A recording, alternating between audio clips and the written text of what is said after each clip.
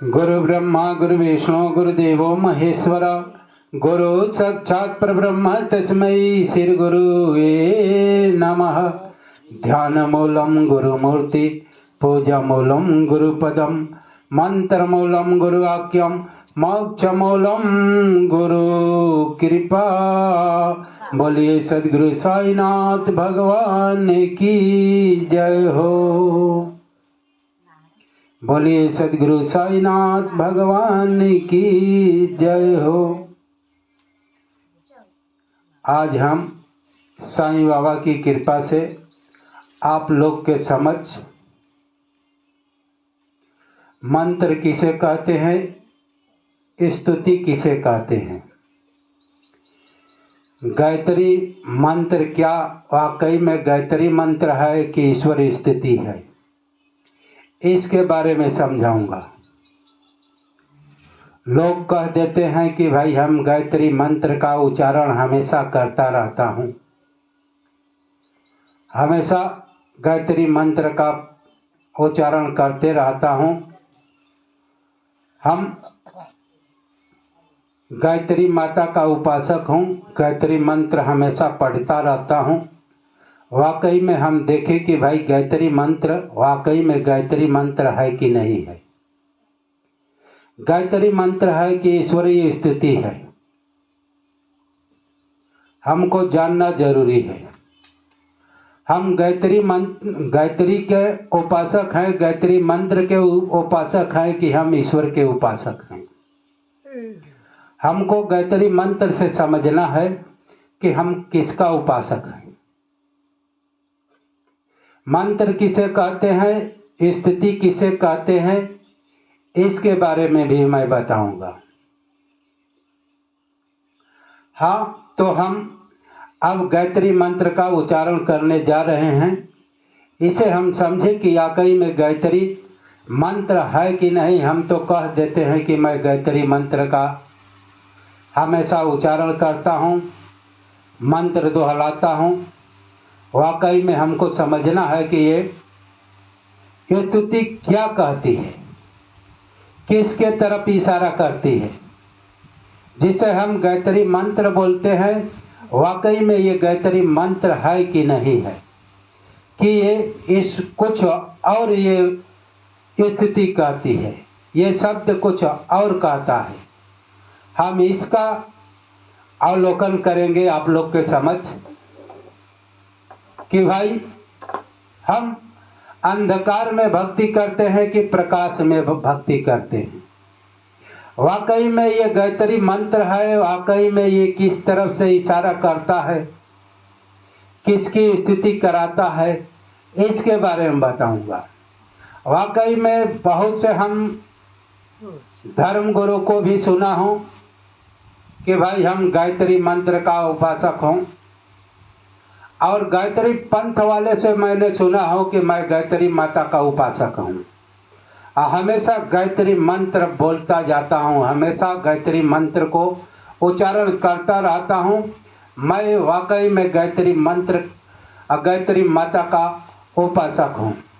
लेकिन हम लोग आकलन करें गायत्री मंत्र से कि भाई वाकई में ये सत्य कहते हैं कि असत्य कहते हैं, कि अज्ञान में कहते हैं कि अंधकार में कहते हैं। उनके पास ज्ञान है कि नहीं है। हम जिसकी उपासना करते हैं वो उपासना सत्य है कि नहीं है, कि असत्य है, इस ज्ञान को मैं विभाजित करूंगा। कि जो लोग कहते हैं कि मैं गायत्री परिवार हूँ, गायत्री परिवार में रहता हूँ, हम गायत्री का उपासक हूँ और गायत्री मंत्र हमेशा दोहराता रहता हूँ, तो हम अब गायत्री मंत्र जिसे कहते हैं उस मंत्र को मैं दोहराने जा रहा हूँ। वाकई में ये गायत्री मंत्र है कि नहीं है, ये हमको आकलन करना है।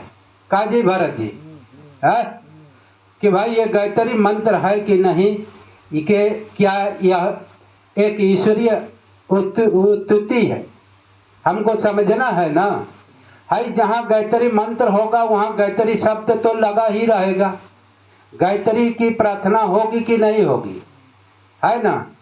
जैसे हम ओम नमः शिवाय, ओम नमः शिवाय पंचाक्षरी मंत्र को बोलते हैं। मंत्र का मतलब है कि 5 या 6 या 2 अंक का जो मंत्र है, जो अंक का है नाम, उसे मंत्र हम बोलते हैं।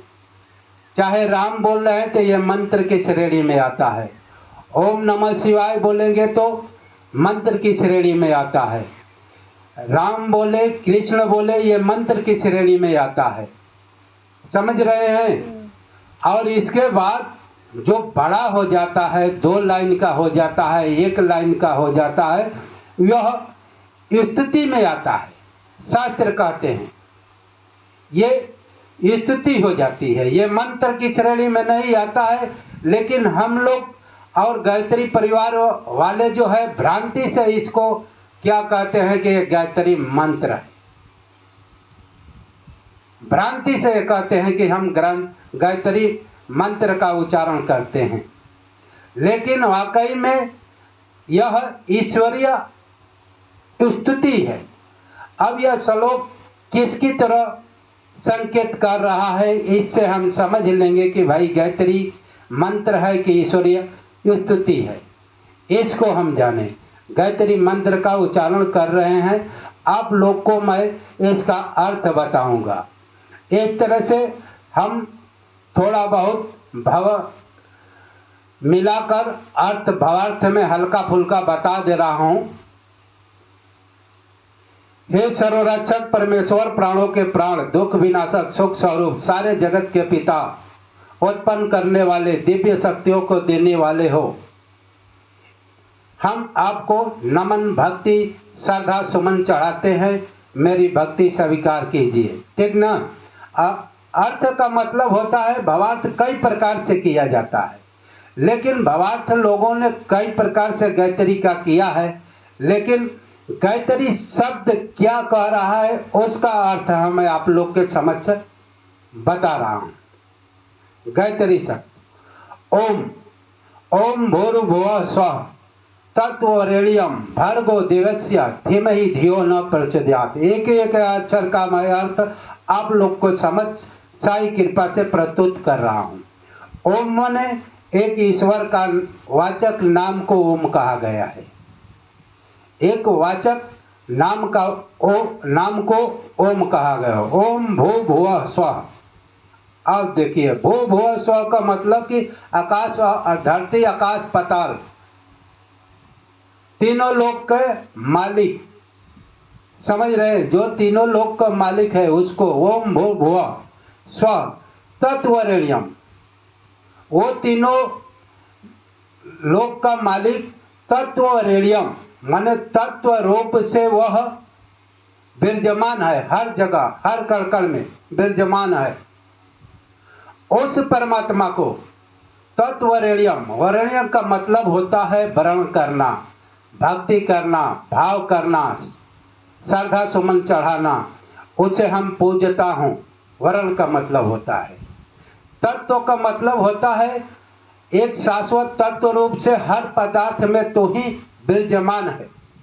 चाहे हमारे शरीर में आत्मा रूप से वही विराजमान है, उसे तत्व कहता है। हर कण चराचर में एक शाश्वत पदार्थ, शाश्वत तत्व आत्मा परमात्मा विराजमान है, उसे हम तत्व कहते हैं। तत्वरेण्यम, वरेण्यम का मतलब एक तू ही पूजनीय है, वरण करने योग्य है। तत् ओम भू भुवः स्वः तत्वरेण्यम भर्गो देवस्य।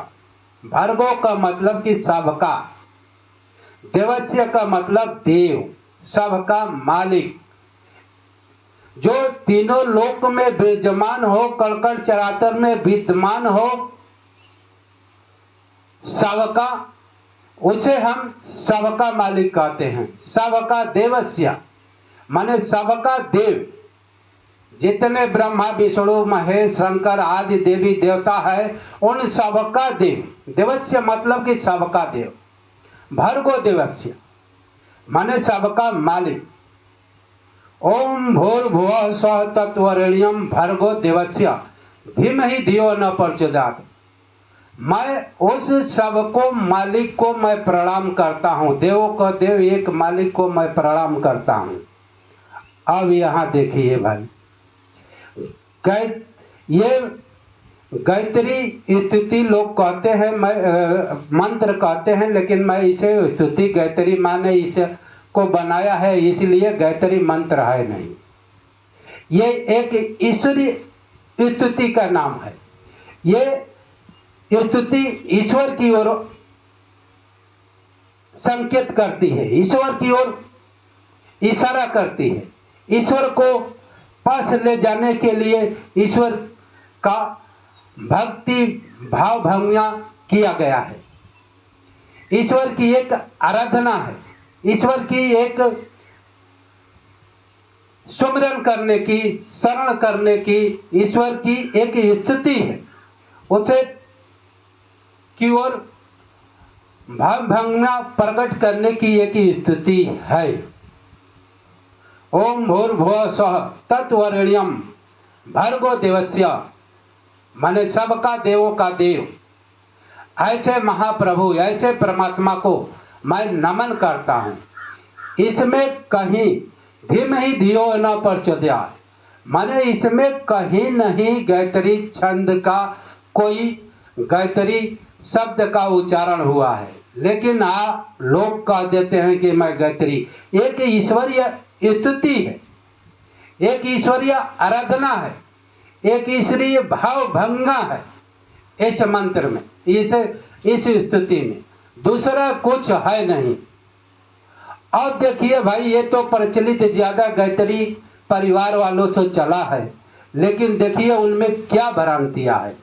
ये जिसे वो गायत्री मंत्र को कहते हैं कि उच्चारण करता हूँ, मैं गायत्री मंत्र का उच्चारण करता हूँ, हमेशा गायत्री उपासक हूँ, तो इस शब्द में तो कोई गायत्री उपासक नहीं मिला।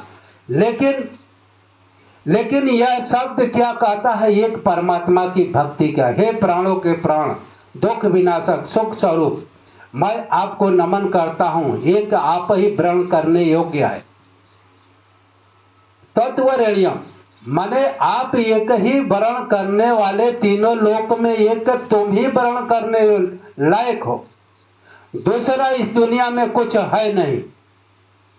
ये स्तुति कहता है कि एक परमात्मा की भक्ति के अलावा दूसरे की भक्ति करने को ये स्तुति कहती है। भारत जी एक परमात्मा की ओर से कहती है कि एक सबका देव हो, और तत्वरेण्यम तू ही एक तत्व रूप से वर्ण करने योग्य हो। दूसरा कहने का मतलब कि तेरे अतिरिक्त दूसरे को वर्ण करना अनिवार्य नहीं है कि नहीं। तत्वरेण्यम तत्व रूप से तू ही वर्ण करने योग्य हो और तू ही पूजनीय हो, तेरे अतिरिक्त दूसरा पूजने वाला इस संसार में है ही नहीं, तू ही श्रेष्ठ हो, है कि नहीं। मैं तुझे नमन करता हूँ, वर्ण करता हूँ, भक्ति भाव से सुमन श्रद्धा चढ़ाता हूँ, है कि नहीं। अब देखिए, मान लीजिए कि गायत्री वाले तो कहते हैं कि मैं एक गायत्री को उपासक हूँ, तो ये गायत्री उपासक की ओर थोड़े संकेत कर रहा है। ये तो ईश्वर के ओर, उपासक की ओर संकेत कर रहा है, ये स्तुति कर रहा है कि नहीं कर रहा है। अब हम देखें कि भाई गायत्री मंत्र वाले ये कहते हैं कि सबका मालिक एक परमात्मा ही वर्ण करने योग्य है, एक पूजनीय है। फिर भी गायत्री उपासक वाले क्या करते हैं, ओम लक्ष्मीयाय नमः, ओम दुर्गाय नमः, ओम सरस्वत्याय नमः, ओम गणपत्याय नमः, है कि नहीं। देखते हैं कि नहीं देखते हैं। 50 स्तुति 50 वंदना, ये सब पंथ भ्रम में है, सबके सब अज्ञान में फंसे हुए हैं। किसी के पास ज्ञान नहीं है कि हमको किधर जाना है, सब अंधकार में, अंधविश्वास में भक्ति कर रहे हैं।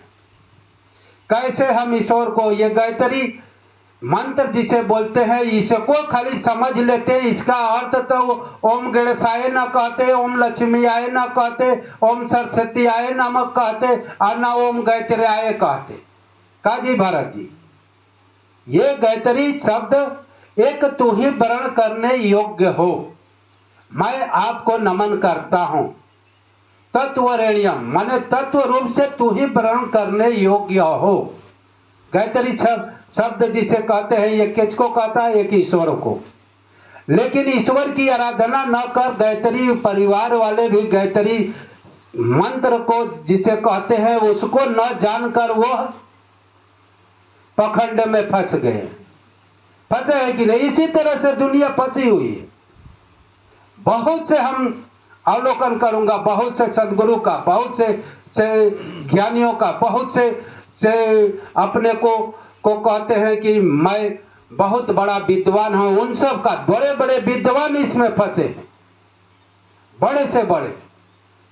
कहने का मतलब है कि एक परमात्मा की ओर संकेत करता है ये गायत्री स्तुति, और गीता भी एक परमात्मा की तरफ करता है, साई चरित्र भी एक परमात्मा की तरफ करता है,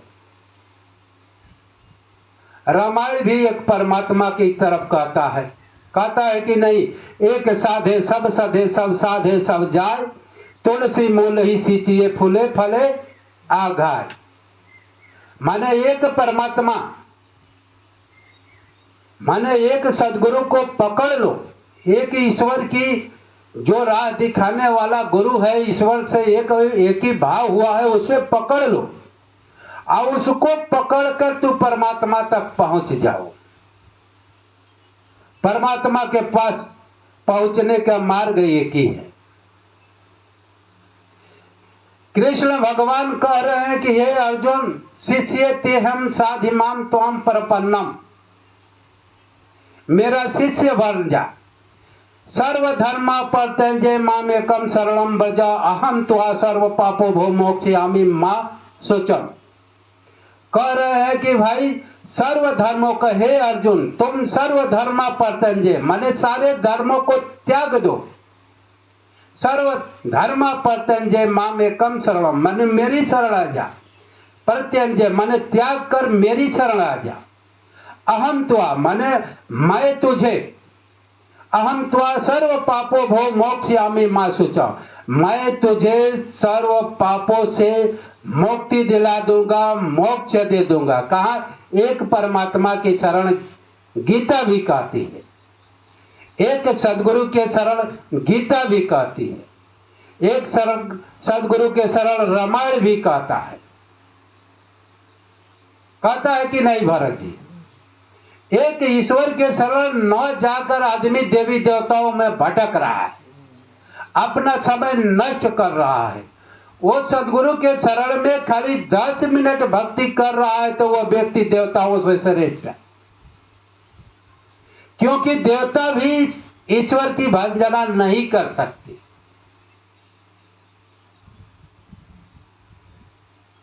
इसलिए यहां तक कि राम ने भी सदगुरु के शरण में गए, कृष्ण ने भी सदगुरु के शरण गए, आज शिव भी सदगुरु के शरण में आत्मा की तरफ गए कि नहीं गए?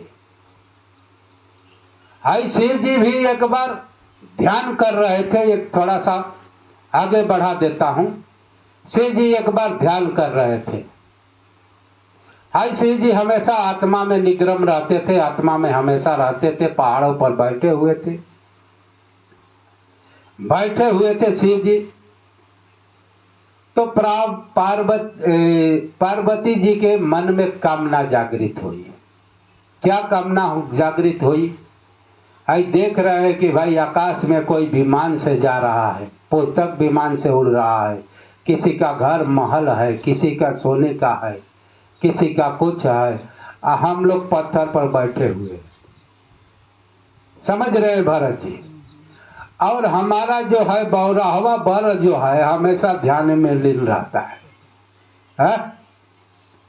इसको किसी चीज की चिंता नहीं है, सब घर द्वार पुस्तक विमान से घूम रहे हैं, ऐसे आराम कर रहे हैं, ये पत्थर पर बैठ कर आंख मूंद कर हमेशा बैठा रहता है? इसको कुछ काम धाम की और खाने पीने की चिंता ही नहीं है। सब दुनिया मौज मस्ती ले रही है, और ये जो है हम बौराहवा वर जो है हमारा क्या कर रहा है।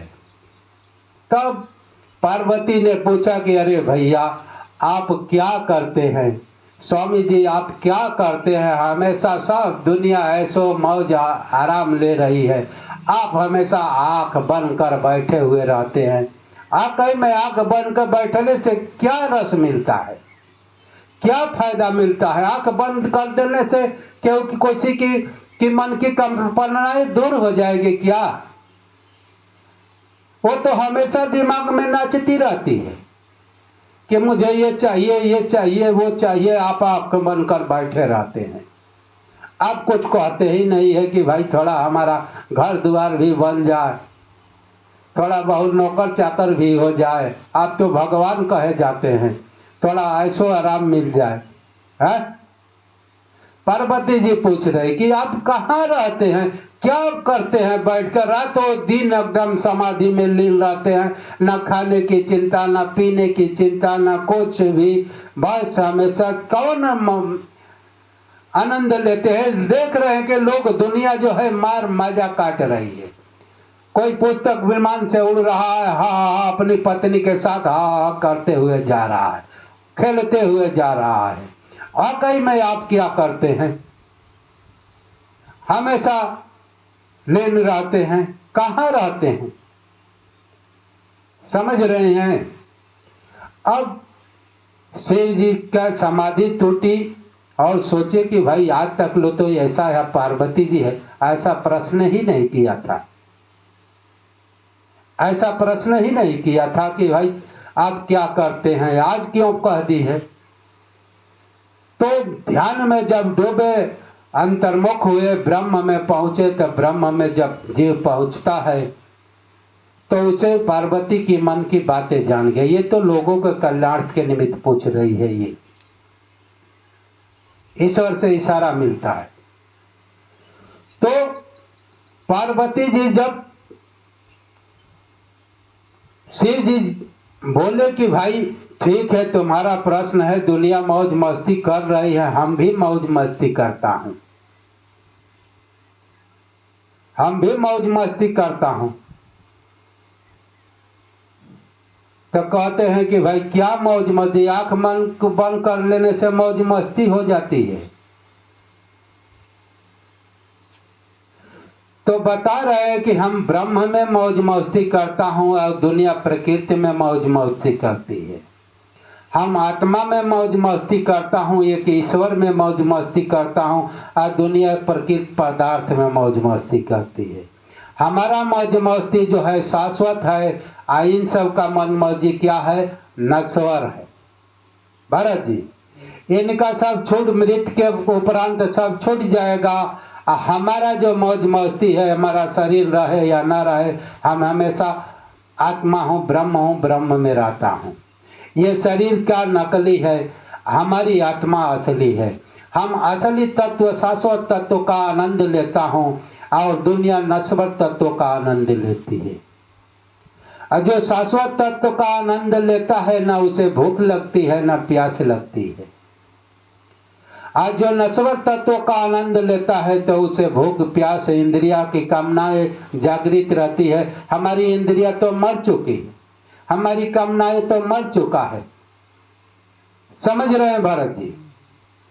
जब जो आत्मा को ना भूख लगती है ना प्यास लगती है ना कुछ लगती है, इस सृष्टि में कुछ खाने का पदार्थ है ही नहीं, तो उसे चाहिए क्या भाई। इसलिए मैं शाश्वत तत्व का आनंद लेता हूं। शाश्वत तत्व एक अविनाशी परमात्मा का रस का स्वादन करता हूं, ब्रह्म पीयूष को पीता हूं, अमृत रस को पीता हूं। इसलिए न मुझे न भूख लगती है न प्यास लगती है, उसी परमानंद का अनुभव में मैं मस्त रहता हूं और वही शाश्वत आनंद है। और दुनिया का जो आनंद, इंद्रिय का आनंद है, ये नाश हो जाएगा।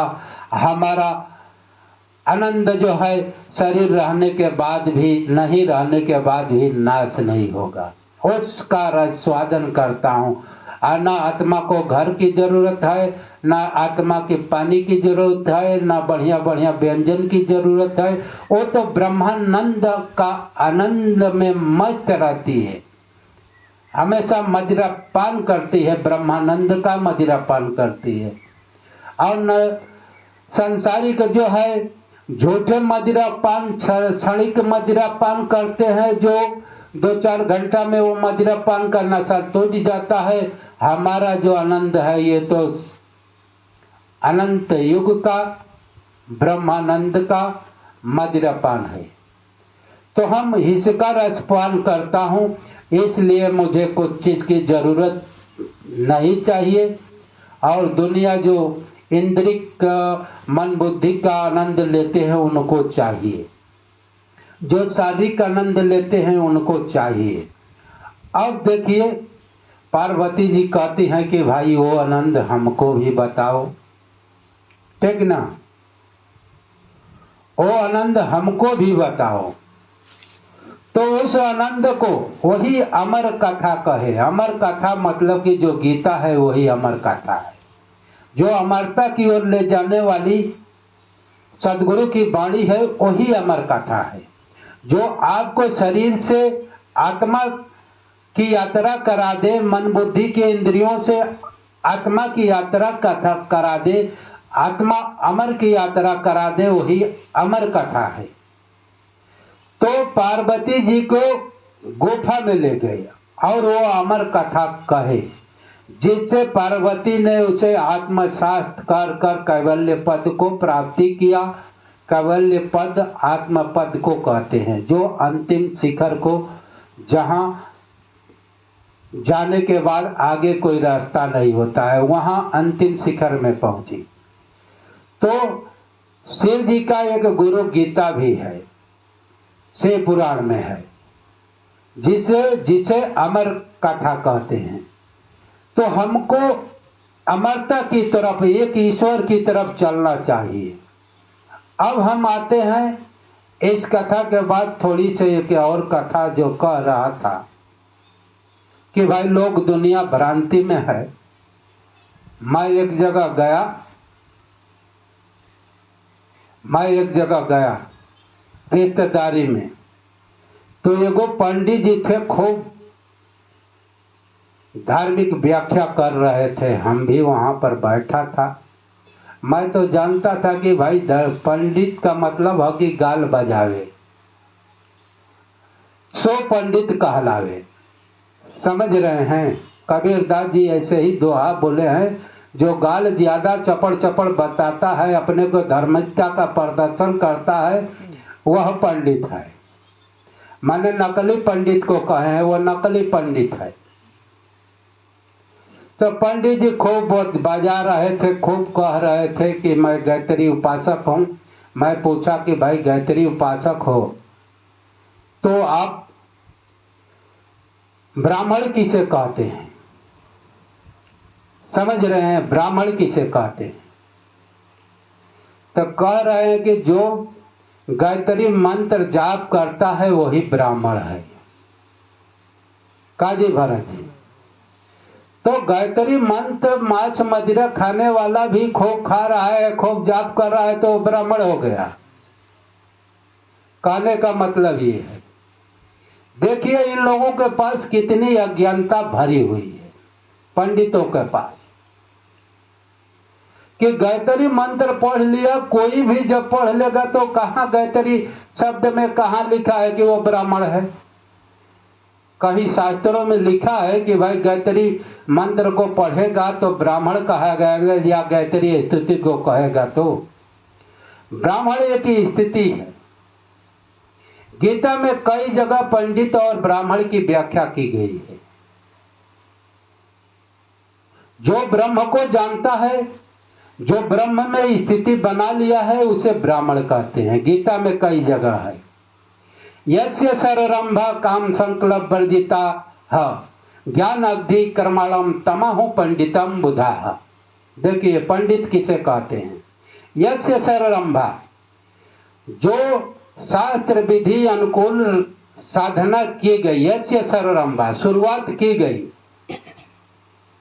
काम संकल्प वर्जिता, माने कामनाओं को त्याग कर, काम संकल्प वर्जिता, सारी कामनाओं को त्याग कर शास्त्र अनुकूल साधना की गई, क्रिया की गई। यस्य सर्वरंभा काम संकल्प वर्जिता, ज्ञान अग्नि, जो कामनाओं को त्याग कर देता है, उसके मन में, बुद्धि में, इंद्रियों में कोई कामनाएं नहीं रहती है, सारी कामनाएं मुक्त हो गई। यस्य काम संकल्प वर्जिता ज्ञान अग्नि, जब सब कामनाएं नष्ट हो जाती है तो वह आत्म ज्ञान रख दी, आत्मा में सारा उसकी कामनाएं चलकर वंशीभूत हो जाते। ज्ञान अग्नि कर्माणम तमाहु पंडिता, माने उसके आत्मज्ञान में सारे कामनाएं जलकर भस्म हो जाते हैं।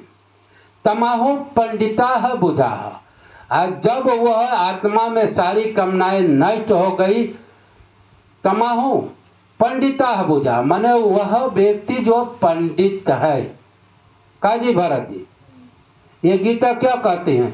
तमाहु पंडिता, माने जो परमात्मा को प्राप्त कर ईश्वर में स्थिति बना लिया है, वह कौन है? पंडित है, वही ब्रह्म ज्ञानी है कि नहीं? वही आत्मज्ञानी है। इसे व्यक्ति को पंडित कहा गया है। अब हम गायत्री मंत्र कुछ भी कर रहे हैं, जाप कर रहे हैं, तो पंडित कैसे हो गए भाई? इससे सिद्ध होता है कि हम नकली पंडित हैं। काजी, गीता शास्त्र अनुकूल हम नहीं चलते हैं और करते हैं तो हम नकली पंडित है कि नहीं है? गायत्री मंत्र जाप कर लिया तो पंडित, कुछ ज्ञान नहीं है, कुछ गायत्री स्तुति की कुछ यात्रा किया ही नहीं, बस मैं गायत्री पंडित हूँ बाहर। इसी तरह से दुनिया में अज्ञान फैला हुआ है। इस ज्ञान को दिग्दर्शन कराने वाले को पंडित कहा गया है। इस अज्ञान को दिग्दर्शन कराने वाले को गीता में कहा गया है पंडित, ब्राह्मण। त्रैगुण विषया वेदा निस्त्रय गुणो भव अर्जुन, जो तीनों गुण से बाहर निकल जाता है, और जब बाहर निकलता है, इसके आगे जो श्लोक है उसमें उसे ब्राह्मण कहा जाता है। आगे मैं पढ़ा हूं, श्लोक को याद नहीं किया हूं, तो आगे लिखा है वो तीनों गुण से पार हो गया। अर्जुन पूछ रहा है कि भाई तीनों गुण को त्यागने के बाद क्या होता है? जो तीनों गुण त्यागता है, कामनाएं तीनों गुण के अंदर आती है, जिसके कामनाएं संकल्प विकल्प समाप्त हो गया तो वो ब्रह्म को जानता है, और जो ब्रह्म को जानता है वो ब्राह्मण है। तो ब्राह्मण एक साधना की स्थिति का नाम ब्राह्मण है। ऐसा कि हम पंडित हूँ, हम पंडित हूँ, हम ब्राह्मण हूँ, ऐसे ब्राह्मण का गीता शास्त्रों के मान्यताओं के अनुसार कहीं नहीं दिया गया है। बोलिए सदगुरु साईनाथ भगवान की जय।